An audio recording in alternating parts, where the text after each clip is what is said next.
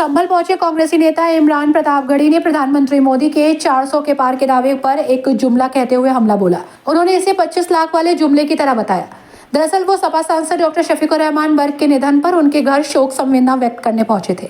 इमरान प्रतापगढ़ी ने कहा कि प्रधानमंत्री जी इस समय डरे हुए हैं, इसलिए वो 400 पार का नारा दे रहे हैं। भाजपा पर हमला करते हुए उन्होंने कहा कि वो केवल मंदिर और मस्जिद की राजनीति करते हैं, नफरत की राजनीति करते हैं। वहीं केरल से मुस्लिम प्रत्याशी को भाजपा द्वारा टिकट देने पर पूछे गए सवाल पर बोले, देखिए मेरा सवाल प्रधानमंत्री मोदी से सीधा सवाल है।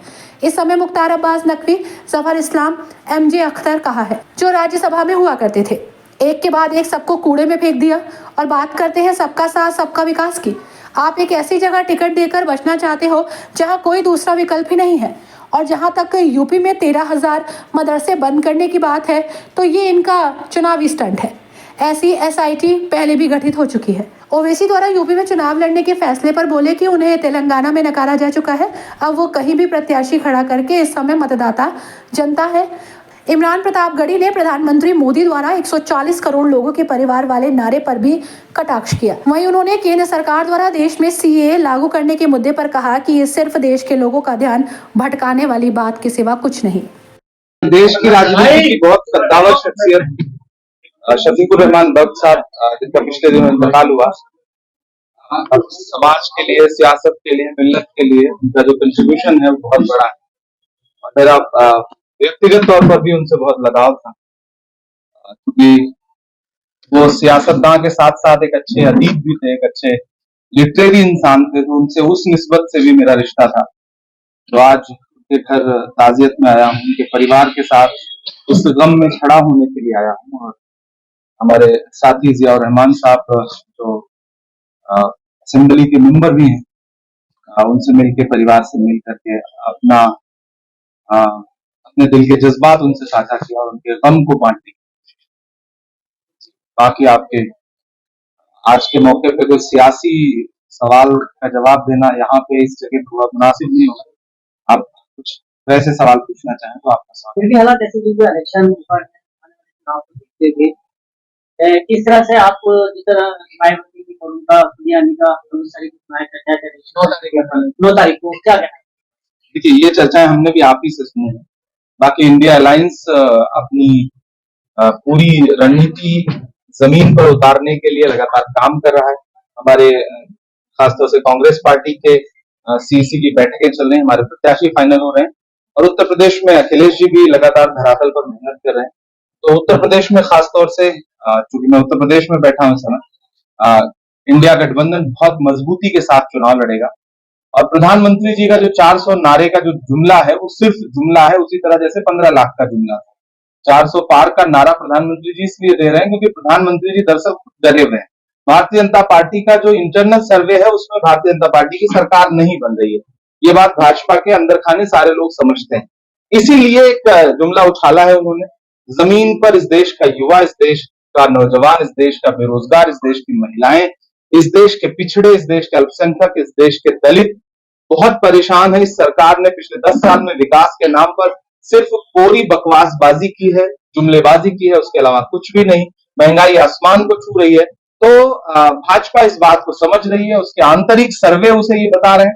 तो इंडिया अलायंस बहुत मजबूती के साथ आने वाले दिनों में इस देश में सरकार बनाने जा रहा है और उत्तर प्रदेश उसमें निर्णायक भूमिका अदा करेगा।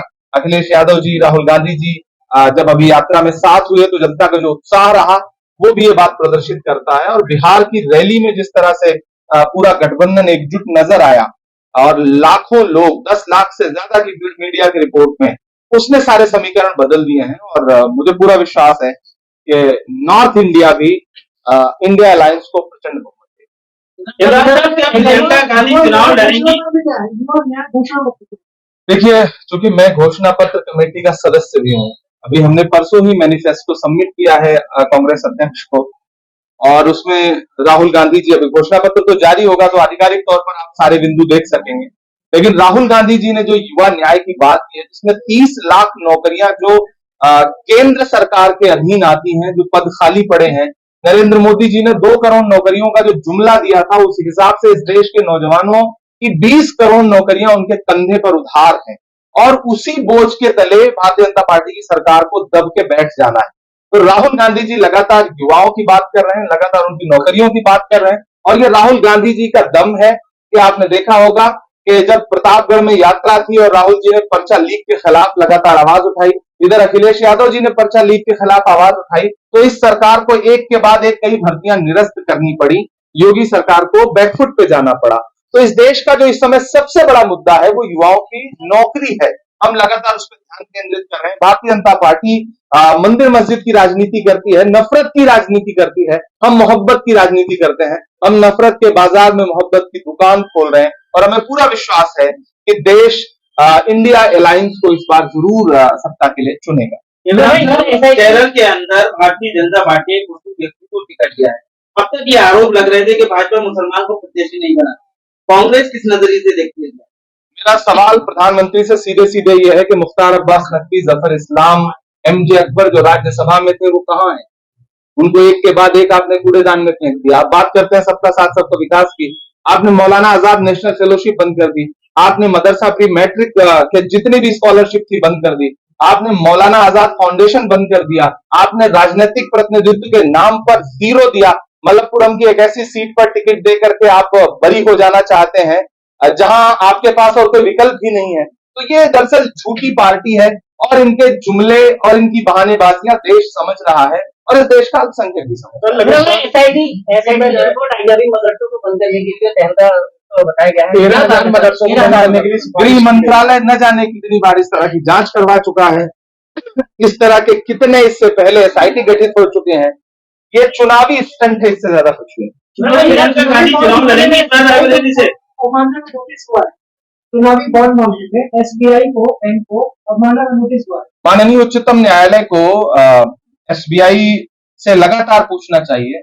वो सरकार जो हर दिन लोगों के कागज चेक करती रहती है, वो जब उसके चुनावी चंदे के बारे में जानकारी चाहिए गई, तो एसबीआई जिस तरह बहाना बना रही है, मुझे लगता है माननीय उच्चतम न्यायालय को और जोर का एक डंडा चलाना चाहिए, ताकि भारतीय जनता पार्टी की जो चुनावी लूट है वो देश के सामने आ सके। क्या प्रियंका गांधी चुनाव लड़ेंगी?